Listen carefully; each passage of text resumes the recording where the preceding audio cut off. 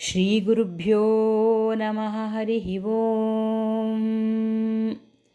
ವಾಗರ್ಥಾಮಿವ ಸಂಪ್ರೋಕ್ತೌ ವಾಗರ್ಥೌ ಪ್ರತಿಪತ್ತಯೇ ಜಗತಃ ಪಿತರೌ ವಂದೇ ಪಾರ್ವತಿ ಪರಮೇಶ್ವರೌ. ವೀಕ್ಷಕರೆಲ್ಲರಿಗೂ ನಮಸ್ಕಾರ. ಅದರಲ್ಲೂ ಮುಖ್ಯವಾಗಿ ಉತ್ತಮ ಪತಿಯನ್ನು ಬಯಸುವ ಹೆಣ್ಣುಮಕ್ಕಳಿಗೆ ಹಾಗೂ ಪತಿಯ ಆಯುಷ್ಯ ಆರೋಗ್ಯ ಅಭಿವೃದ್ಧಿಯನ್ನು ಬಯಸುವ ಸ್ತ್ರೀಯರಿಗೆ ಜ್ಯೋತಿರ್ಭೀಮೇಶ್ವರ ಹಬ್ಬದ ಶುಭಾಶಯಗಳು. ಈ ವರ್ಷ ಯಾವ ದಿನ ಭೀಮನ ಅಮಾವಾಸ್ಯೆ ಆಚರಿಸಬೇಕು, ಈ ವ್ರತ ಮಾಡೋ ಉದ್ದೇಶವೇನು ಅನ್ನೋದನ್ನು ನೋಡೋಣ. ವೀಕ್ಷಕರೇ, ಪ್ರತಿ ವರ್ಷ ಆಷಾಢ ಮಾಸದ ಕೊನೆಯ ಅಮಾವಾಸ್ಯೆಯನ್ನು ಭೀಮನ ಅಮಾವಾಸ್ಯೆ ಅಂತ ಕರೆದು ಆ ದಿನ ಪಾರ್ವತಿ ಪರಮೇಶ್ವರರನ್ನು ಜ್ಯೋತಿ ರೂಪದಲ್ಲಿ ಪೂಜೆಯನ್ನು ಮಾಡಲಾಗುತ್ತೆ. ಹೀಗಾಗಿಯೇ ಇದನ್ನು ಜ್ಯೋತಿರ್ಭೀಮೇಶ್ವರ ವ್ರತ ಅಂತ ಕರೀತಾರೆ. ಅಲ್ಲದೆ ಶಿವ ಅಥವಾ ರುದ್ರನನ್ನು ಭೀಮ ಎಂಬ ಹೆಸರಿನಿಂದಲೂ ಕರೆಯಲಾಗುವುದರಿಂದ ಭೀಮನ ಅಮಾವಾಸ್ಯೆ ಅಂತ ಹೇಳಲಾಗುತ್ತೆ. ಮಲೆನಾಡಿನ ಭಾಗದಲ್ಲಿ ಇದನ್ನು ಕೊಡೆ ಅಮಾವಾಸ್ಯೆ ಅಂತಲೂ ಕರೀತಾರೆ. ಹೊಸದಾಗಿ ಮದುವೆಯಾದ ಮನೆ ಮಗಳು ಆಷಾಢಕ್ಕೆ ಅಂತ ತವರಿಗೆ ಬಂದಿರ್ತಾಳೆ. ಭೀಮೇಶ್ವರ ವ್ರತ ಆಚರಿಸಿದ ಆಕೆಯನ್ನು ಕರೆದೊಯ್ಯಲು ಬರುವ ಅಳಿಯನಿಗೆ ಸಕಲ ಉಪಚಾರಗಳನ್ನು ಮಾಡಿ ಕೊಡೆಯನ್ನು ಅಂದರೆ ಛತ್ರಿಯನ್ನು ಕೊಡೋ ಸಂಪ್ರದಾಯ ಇದೆ. ಹೀಗಾಗಿ ಇದನ್ನು ಕೊಡೆ ಅಮಾವಾಸ್ಯೆ ಅಂತ ಕರೆಯಲಾಗುತ್ತೆ. ಮದುವೆಯಾದ ಸ್ತ್ರೀಯರು ಹಾಗೂ ಮದುವೆಯಾಗದ ಕನ್ಯೆಯರೂ ಸಹ ಈ ವ್ರತವನ್ನು ಭಕ್ತಿ ಶ್ರದ್ಧೆ ಸಡಗರಗಳಿಂದ ಮಾಡೋದನ್ನು ನಾವು ನೋಡ್ತೀವಿ.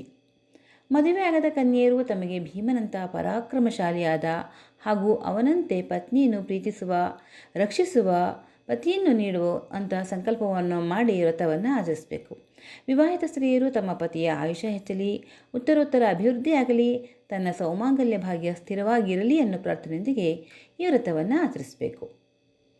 ಇನ್ನು ಆಷಾಢಕ್ಕಾಗಿ ತವರಿನಲ್ಲಿರೋ ವಿವಾಹಿತೆಯರು ಭೀಮನ ಅಮಾವಾಸ್ಯೆ ದಿನದಂದು ಪತಿಯ ಪಾದಪೂಜೆಯನ್ನು ಮಾಡಿ ತಮ್ಮ ಸಂಸಾರ ಪ್ರಾರಂಭಿಸುವ ವಾಡಿಕೆ ಇದೆ. ಎಲ್ಲ ಸ್ತ್ರೀಯರು ಈ ವ್ರತ ಮಾಡಬೇಕು ಅನ್ನೋ ರೂಢಿ ಇದೆ. ಆದರೂ ಜ್ಯೋತಿಷದ ಪ್ರಕಾರ ಹೇಳೋದಾದರೆ ಯಾರ ಜಾತಕದಲ್ಲಿ ಕುಜ ಬಲಹೀನನಾಗಿದ್ದಾನೋ ಹಾಗೂ ಕುಜ ರಾಹು ಸಂಯೋಗ ಇದೆಯೋ ಅಂತಹ ಸ್ತ್ರೀಯರು ಪತಿಯ ಶ್ರೇಯಸ್ಸಿಗಾಗಿ ಆಯುಷ್ಯ ವೃದ್ಧಿಗಾಗಿ ಈ ವ್ರತವನ್ನು ಮಾಡಲೇಬೇಕಾಗತ್ತೆ. ಮದುವೆಯ ಬಳಿಕದ ಮೊದಲ ಭೀಮನ ಅಮಾವಾಸ್ಯೆಯಿಂದ ಹಿಡಿದು 9 ಅಥವಾ 16 ವರ್ಷಗಳವರೆಗೆ ಈ ವ್ರತವನ್ನು ಆಚರಿಸಿ ನಂತರ ಉದ್ಯಾಪನೆಯನ್ನು ಮಾಡಬಹುದಾಗಿದೆ. ಈ ದಿನ ಮಹಿಳೆಯರು ಶಿವಪಾರ್ವತಿಯನ್ನು ಆರಾಧಿಸಿದರೆ ಪತಿಗೆ ದೀರ್ಘಾಯುಷ್ಯ, ದೀರ್ಘ ಸೌಮಂಗಲ್ಯ ಭಾಗ್ಯ ಮತ್ತು ಸಂತಾನ, ಆಯಸ್ಸು, ಯಶಸ್ಸು, ಸಂಪತ್ತು, ಸಂತೋಷವನ್ನು ಶಿವಪಾರ್ವತಿಯರು ಕರುಣಿಸ್ತಾರೆ ಅನ್ನೋ ನಂಬಿಕೆ ಇದೆ. ಈ ವರ್ಷ ಭಾನುವಾರ ಆಗಸ್ಟ್ 4ರಂದು ಜ್ಯೋತಿರ್ಭೀಮೇಶ್ವರ ವ್ರತಾಚರಣೆ ಇದೆ. ಶನಿವಾರ ಮಧ್ಯಾಹ್ನ 3:52 ಅಮಾವಾಸ್ಯೆ ತಿಥಿ ಪ್ರಾರಂಭವಾಗಿ ಭಾನುವಾರ ಸಂಜೆ 4:43 ಅಮಾವಾಸ್ಯೆ ತಿಥಿ ಇರುತ್ತೆ.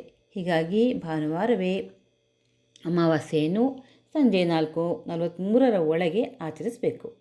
ಹಾಗಾದರೆ ಈ ವ್ರತ ಹೇಗೆ ಮಾಡಬೇಕು ಅನ್ನೋದನ್ನು ಸಂಕ್ಷಿಪ್ತವಾಗಿ ನೋಡೋಣ. ಈ ದಿನದ ವಿಶೇಷ ಜೋಡಿ ದೀಪ. ಮುಂಜಾನೆ ಎಲ್ಲ ಅನುಷ್ಠಾನಗಳನ್ನು ಮಾಡಿಕೊಂಡು ದೀಪವನ್ನು ದೀಪಸ್ತಂಭಗಳನ್ನು ಒಂದು ಉತ್ತಮವಾದ ಪೀಠದಲ್ಲಿ ಇರಿಸಿ ಅದಕ್ಕೆ ಕುಂಕುಮ, ಅರಿಶಿನ ಇದನ್ನೆಲ್ಲ ಹಚ್ಚಿ ಹೂವಿನಿಂದ ಅಲಂಕರಿಸಿ ಈ ದೀಪಗಳನ್ನೇ ಶಿವಪಾರ್ವತಿಯ ಸ್ವರೂಪವಾಗಿ ಭಾವಿಸಿ ಪೂಜೆಯನ್ನು ಮಾಡಬೇಕು. ಈ ಸಂದರ್ಭದಲ್ಲಿ 9 ಗಂಟುಗಳನ್ನು ಹಾಕಿದ ಹಸಿ ನೂಲನ್ನು ಹೂವು, ಅರಿಶಿನ, ಕುಂಕುಮ, ಅಕ್ಷತೆಗಳಿಂದ ಪೂಜಿಸಿ ನವವಿಧ ಭಾಗ್ಯಗಳನ್ನು ನೀಡುವಂತೆ ಪ್ರಾರ್ಥನೆ ಮಾಡಬೇಕು. ಆ ದಾರವನ್ನು ಬಲಗೈಗೆ ಕಟ್ಟಿಕೊಂಡು ಪತಿಯ ಪಾದಗಳನ್ನು ಪೂಜಿಸಿ ಆತನ ಆಶೀರ್ವಾದವನ್ನು ಪಡೆದುಕೊಳ್ಬೇಕು.